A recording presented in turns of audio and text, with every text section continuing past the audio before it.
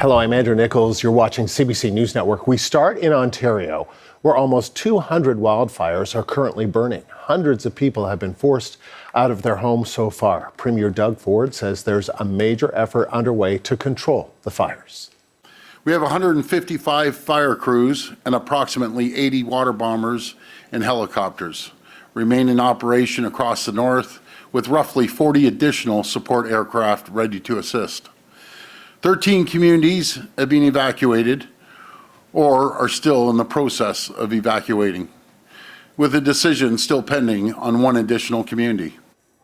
And the CBC's Mark Carcassole is here monitoring the wildfire situation. He joins me in studio. So, Mark, you're watching wildfires both in Ontario and in British Columbia. Let's start in Ontario. Yeah, well, let's start with the numbers, right? We heard from the Premier there just how many resources are being thrown at these fires, just how many people have been displaced because of them.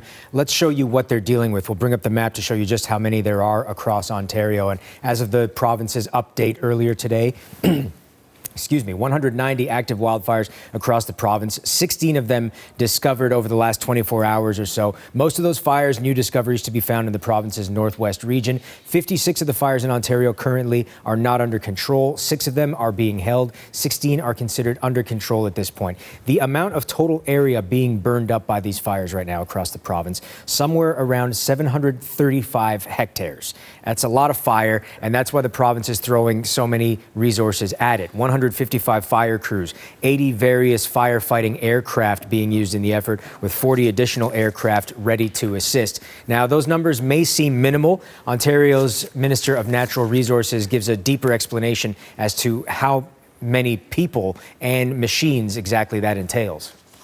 That's well over 700 people. So there's usually about 4 to 5 people on a crew.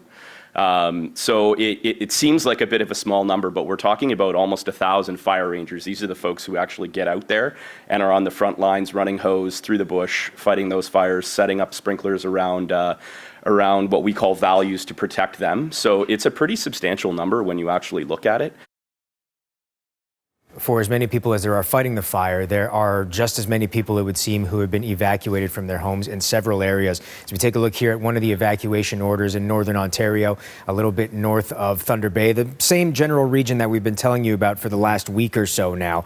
Evacuation orders from a fire in Thunder Bay. It started as a bunch of smaller fires, merged into one large fire that is now almost 319,000 hectares.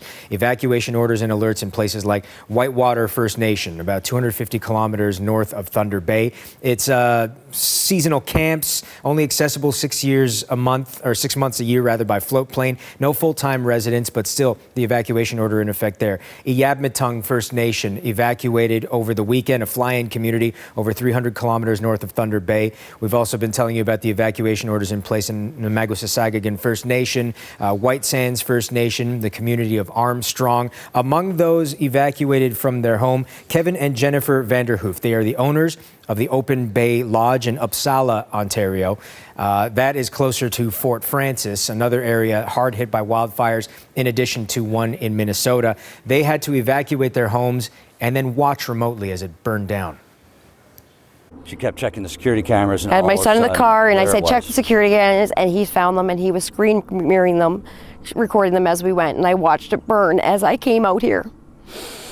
I got here and I contained myself until I got to Kim's house, and luckily she picked me up off the floor, because to watch your place burn on video is something that I wish nobody can ever have to see.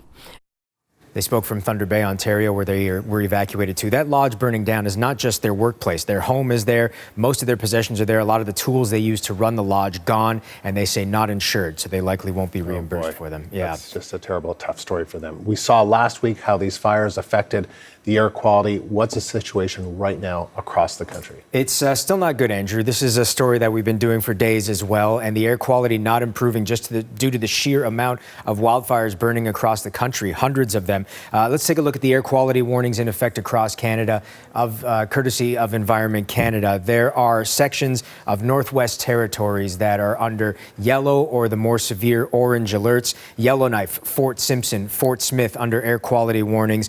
Fort Smith actually has the worst air quality in Canada right now. In BC, of course, the Fraser Canyon, where we've seen many of the evacuations and fires in place, places like Boston Bar, also into Big Bar Lake, and Fort Nelson, Peace River, also subject to those same warnings. The northern half of Alberta, look at that, literally pretty much the province split in half. The northern half of Alberta from Edmonton right up to the border with Northwest Territories. The northern half of Saskatchewan, same story. Northern half of Manitoba as well, right up to Nunavut and even east over to Ontario, where there is a big swath still of a yellow warning from Thunder Bay to Timmins with an air quality alert. Best advice from officials, can't hammer this home enough. They say if the air quality is bad in the area where you are, if there's a lot of smoke in the area, it's unhealthy, especially if you have a lot of pre-existing conditions, your best advice is to stay indoors. The AC helps filter out that fine particulate matter. You can use air purifiers as well.